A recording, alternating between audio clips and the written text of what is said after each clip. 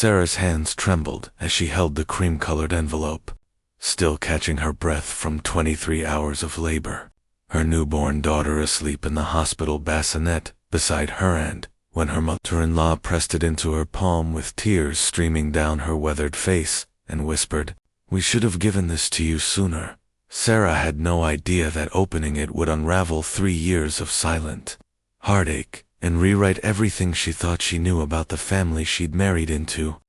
It had started on a rain-soaked October evening 3 years earlier, when 24-year-old Sarah Chen stood nervously outside a modest 2-story house in the suburbs, clutching Daniel's hand as he rang the doorbell to introduce her to his parents for the first time. She'd worn her best dress, rehearsed polite conversation starters, and tried to calm the anxious flutter in her chest. But the moment Margaret and Robert opened the door, their smiles seemed to freeze just slightly, a flicker of something Sarah couldn't quite name passing across their faces. "Mom, Dad, this is Sarah," Daniel had said with such pride and warmth, and they'd welcomed her in with all the right words. But Sarah couldn't shake the feeling that she was being measured against some invisible standard she didn't know existed.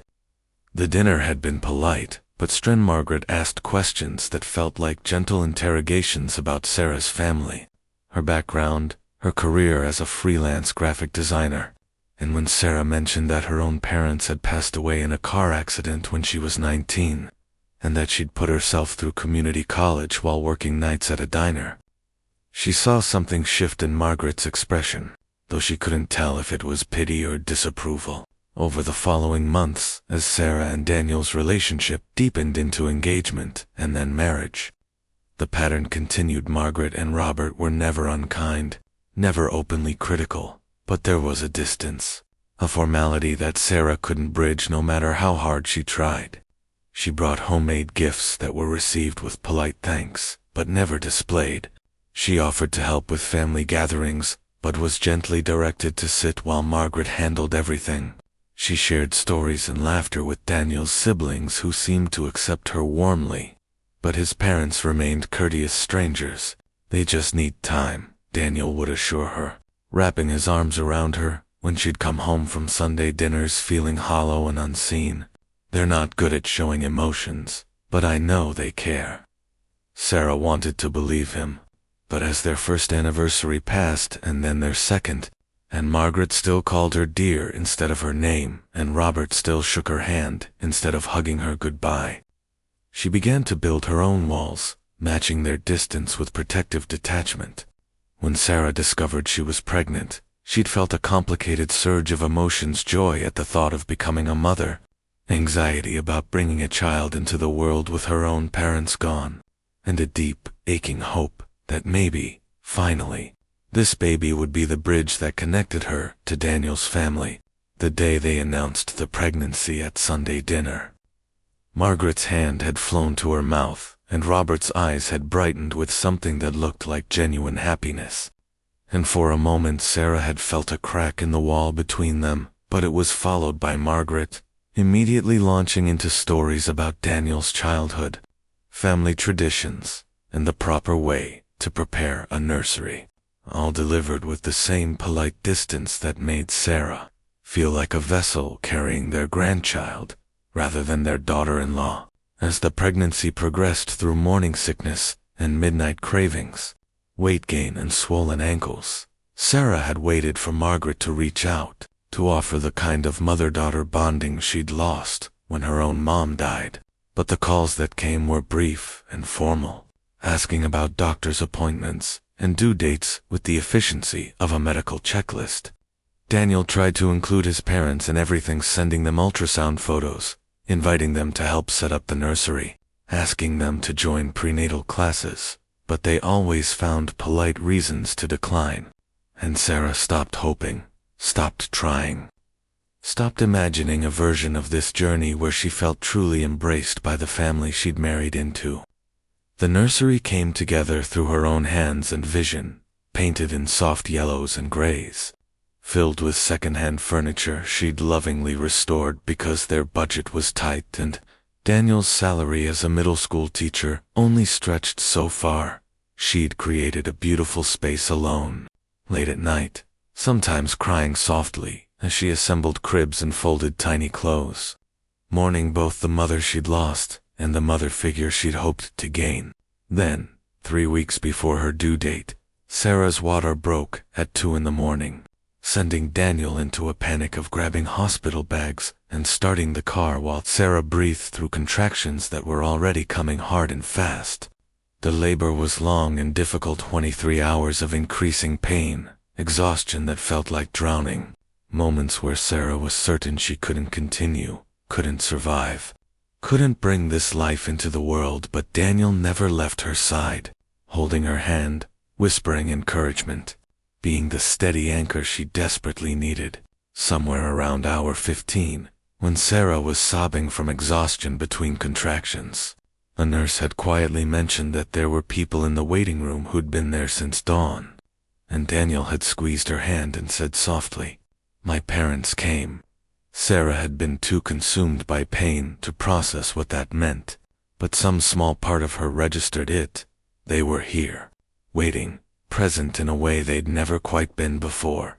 Finally, after 23 hours of battle, Lily Margaret Chen came into the world with a fierce cry, 6 pounds and 8 ounces of perfect, tiny humanity. And when the nurses placed her on Sarah's chest, skin to skin, Sarah felt something break open inside her, a love so overwhelming, so consuming, that she wept not from pain but from the transcendent miracle of it all.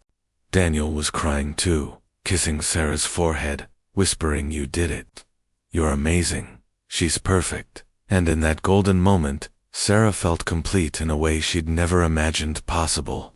After the immediate chaos of delivery settled, after Sarah had been cleaned up and moved to a recovery room, after the nurses had checked Lily's vitals and swaddled her in a pink and blue striped blanket, Daniel had stepped out to get his parents' hand. Sarah's heart had clenched with familiar anxiety even through her exhaustion. That old fear of being judged, of not measuring up, of being seen but not truly known.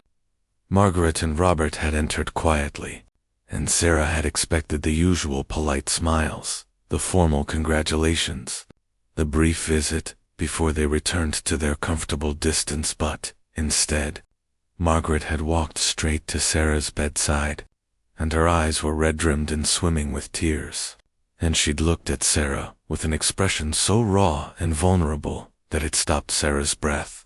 "May I hold you?" Margaret had whispered, and Sarah had nodded, too surprised to speak, and Margaret had carefully, gently wrapped her arms around Sarah in the first real embrace they'd ever shared, and Sarah could feel her trembling.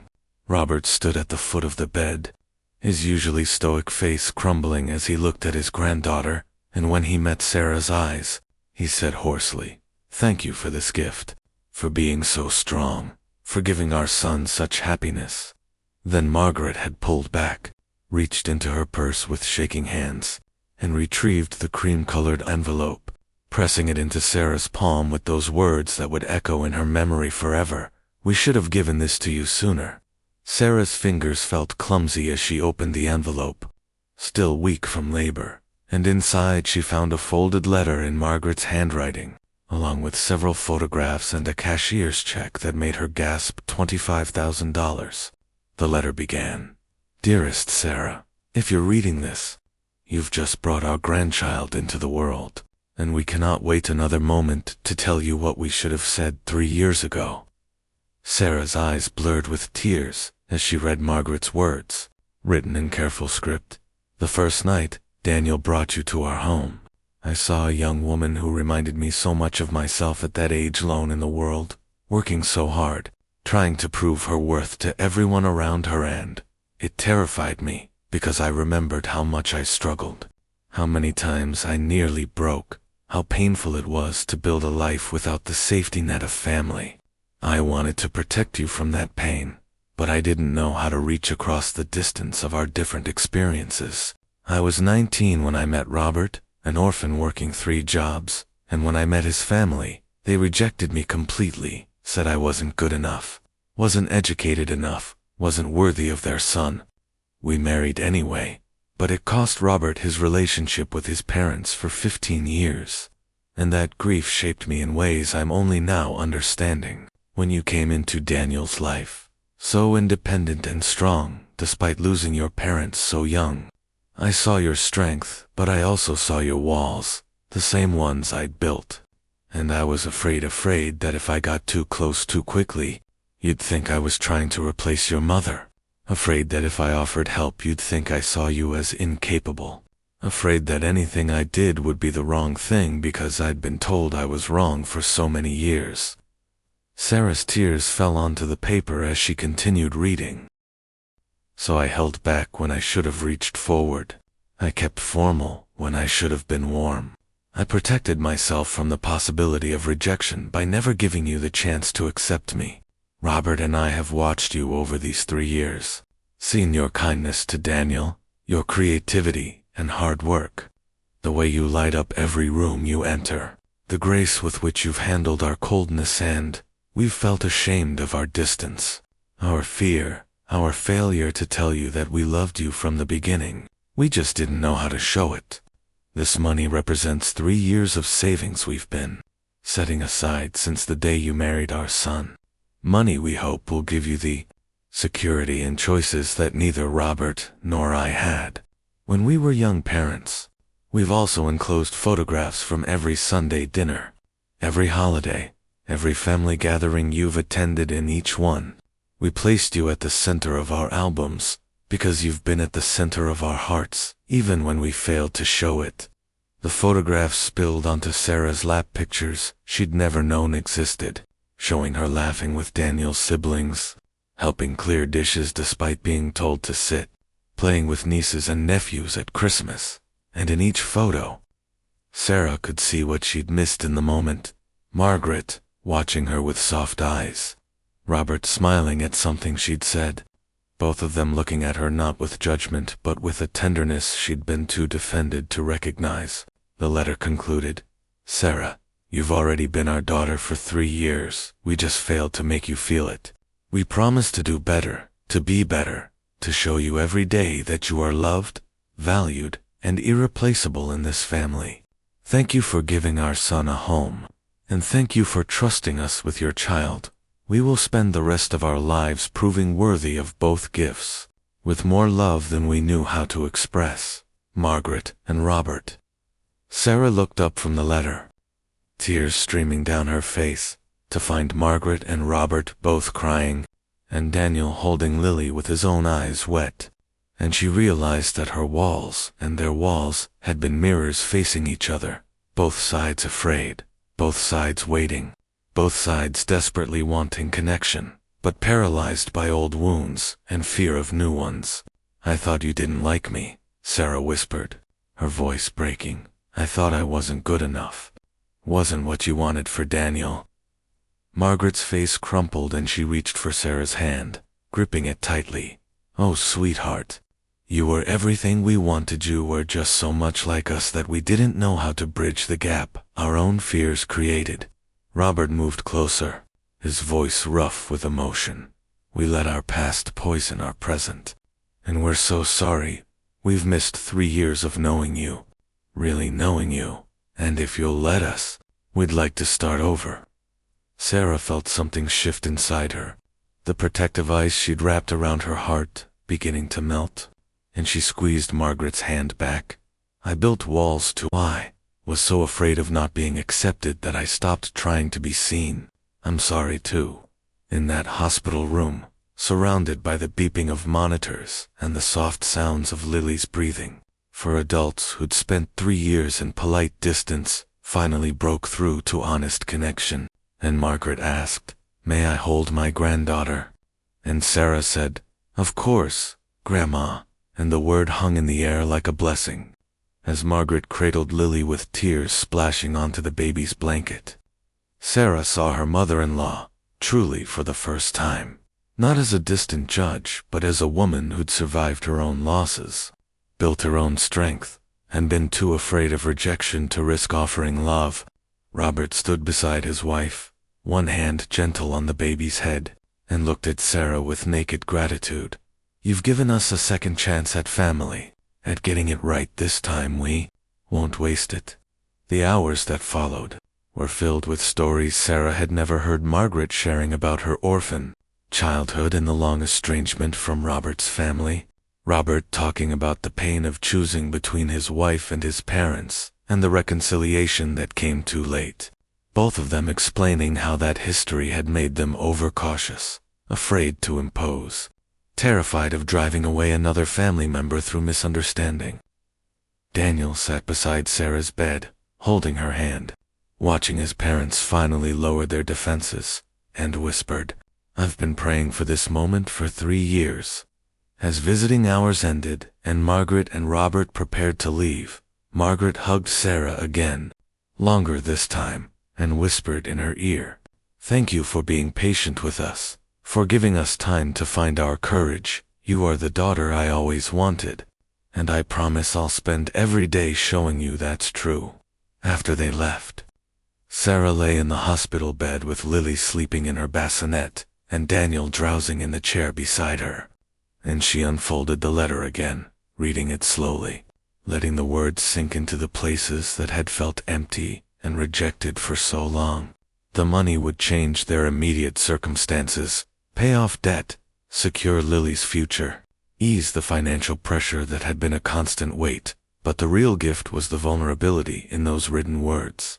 The admission of fear and failure, the choice to risk rejection by offering love. Sarah understood then that families aren't built in moments of perfect understanding, but in the courage to keep trying after misunderstanding. That bridges require construction from both sides, and that sometimes the people we think don't care are just people who care so much they're paralyzed by the possibility of doing it wrong. As she drifted toward sleep, exhausted but at peace, Sarah thought about the family she'd lost and the family she'd gained, about the mother who'd died and the mother figure who'd been waiting in the wings, afraid to step forward, and she felt her daughter's tiny presence as a gift that had unlocked doors everyone had been too afraid to open. In the days and weeks that followed, Margaret and Robert transformed from polite in-laws to devoted grandparents and parent figures. Margaret came to help during those early, overwhelming weeks, not with judgment, but with gentle support, teaching Sarah things her own mother never got to share. And Robert fixed things around their small apartment and sat for hours just holding Lily while Sarah slept. The Sunday dinners became different to warmer, fuller of laughter, with Margaret calling her Sarah, honey, and Robert hugging her hello and goodbye. And Sarah no longer felt like a guest, but like she'd finally come home on Lily's first birthday. Sarah framed Margaret's letter and hung it in the nursery beside a photograph of 4 generations Sarah, holding Lily. Margaret standing beside her with an arm around her shoulders.